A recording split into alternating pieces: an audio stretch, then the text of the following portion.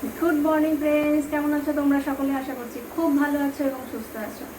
গরম তো পড়েই গেছে, তো গরমে সুস্থ থাকার জন্য কয়েকটা শরবতের রেসিপি নিয়ে আজকে চলে এসেছি। তিনটে এখানে ড্রিঙ্কস আছে। একটা হলো খেজুরের মিল্কশেক, একটা তরমুজের শরবত, আর একটা হচ্ছে ড্রাই ফ্রুট লাস্সি। সব ভুলে যাচ্ছি, মাথা খারাপ হয়ে গেছে গরম হয়। তো যাই হোক, এই তিনটে রেসিপি নিয়ে আজকে চলে এসেছি। খুব ইজি বানানোটা, তোমরা ইজিলি বানিয়ে খেতে পারবে।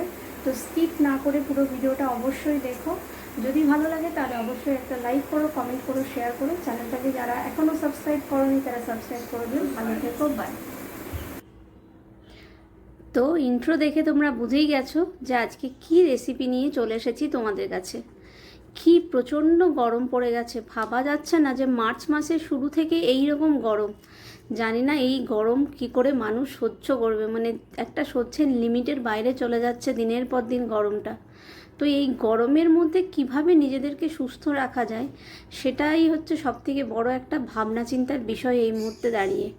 তো এই গরমকাল মানেই হচ্ছে যত পরিমাণে তুমি জল খাবে। তো খালি জল তো শুধু খাওয়া যায় না, তো জলের বদলে যদি কোনো শরবত বা মিল্কশেক হয় তাহলে তো সেইটা খাওয়াটা যতটাই ইজি হবে, আর টেস্টি একটা খাবারও খাওয়া যাবে।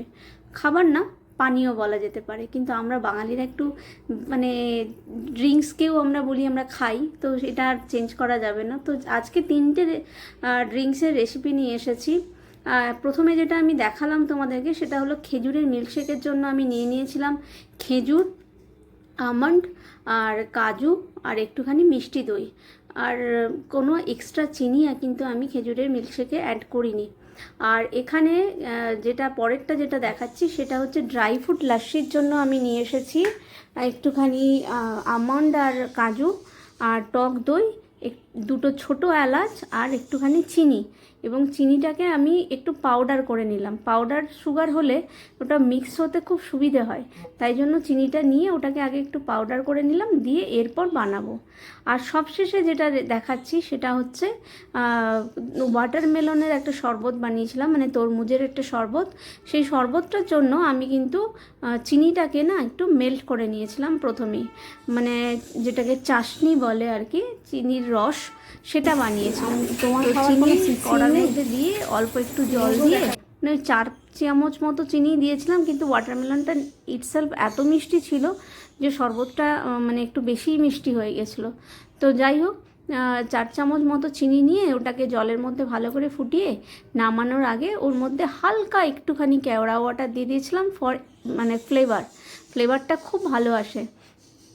আর এমনি ওয়াটারমেলন যেটা মানে জুস বানিয়ে, মানে শরবত, জুস, হোয়াটএভার যেটাই বলো না কেন, তার জন্য ওয়াটারমেলন তো নিয়েছিলাম, আর তার সাথে নিয়েছিলাম অল্প একটু পুদিনা পাতা, যেটাতে খুব ফ্রেশনেস আসে। গরমকালে যে কোনো শরবত বানানোর সময় একটু যদি পুদিনা পাতা দেওয়া যায় না, তাতে কিন্তু একটা ভীষণ সুন্দর একটা ফ্রেশনেস থাকে সেই জিনিসটার মধ্যে। আর পুদিনা পাতাটা এমনিতেও খুব ভালো, মানে গরমের জন্য। তো এই যে দেখো, আমি বড় বড় করে যে টুকরোগুলো কেটেছি সেগুলো হচ্ছে আমি মানে জুসের জন্য পেস্ট করব। ছোট ছোট টুকরোগুলো ওপর থেকে সার্ভ করার সময় দেব। আর একটুখানি পুদিনা পাতা নিয়ে নিয়েছি। এইবার মিক্সির মধ্যে দিয়ে দিচ্ছি কিন্তু সমস্ত ওই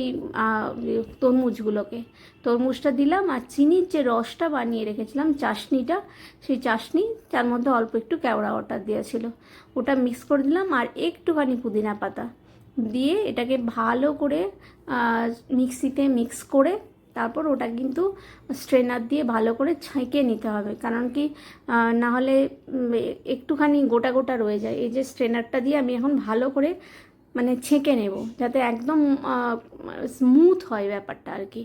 তো ওই স্ট্রেনার দিয়ে ভালো করে এখন ছেঁকে নিচ্ছি। ছেঁকে নিয়ে এবার এটাকে তোমরা কিন্তু মানে চাইলে এটাকে একটুখানি বরফ দিয়েও সার্ভ করতে পারো। আমার অতটা বরফ ছিল না ফ্রিজে, তাই জন্য আমি ওটাকে বানিয়ে আমি ওটাকে ফ্রিজে ঢুকিয়ে দিয়েছিলাম ওই জুসটা। তারপর সার্ভ করার সময় ফ্রিজ থেকে বার করে সার্ভ করেছি। এবার এটা আমি বানাচ্ছি dry fruit lassi. Dry fruit lassi তো খুবই ইজি।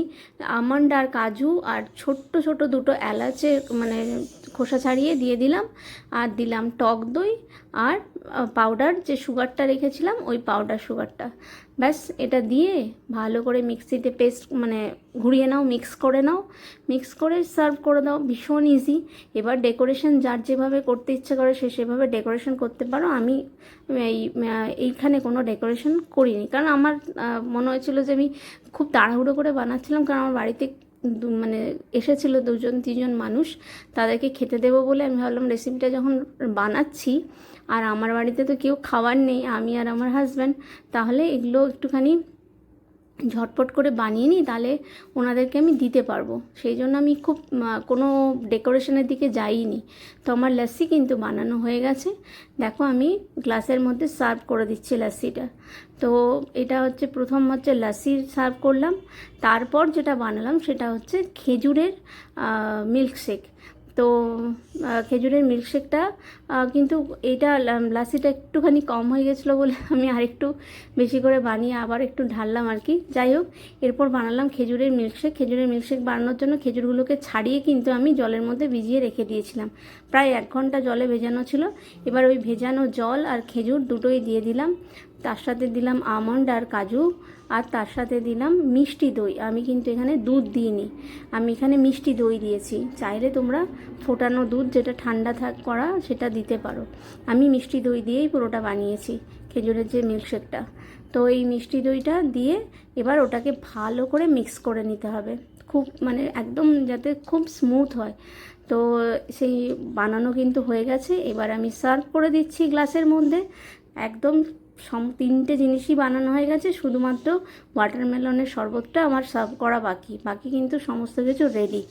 এবার ওয়াটারমেলনের শরবত সার্ভ করব, তার উপরে হালকা করে একটুখানি গার্নিশিংয়ের জন্য একটু ওয়াটারমেলন দিয়েছি, আর তার মধ্যে একটা শুধু ডেকোরেশনের জন্য একটা পুদিনা পাতা দিয়ে দিয়েছিলাম। ব্যাস হয়ে গেছে আমার 3টে শরবতের রেসিপি পুরোপুরি রেডি। যদি তোমাদের ভালো লেগে থাকে তাহলে অবশ্যই লাইক করো, কমেন্ট করো, শেয়ার করো। চ্যানেলটাকে ভালো লাগলে অবশ্যই কিন্তু সাবস্ক্রাইব করে দিও যারা এখনও সাবস্ক্রাইব করোনি। ভালো থেকো, সুস্থ থেকো, এবং গরমকালে সুস্থ থাকার জন্য এই রকম কিন্তু সুন্দর সুন্দর শরবতের রেসিপি বানিয়ে খেতে থাকো বাড়িতে, যাতে সুস্থ থাকতে পারো। ভালো থেকো। আজকের মতো আসি, টাটা, বাই।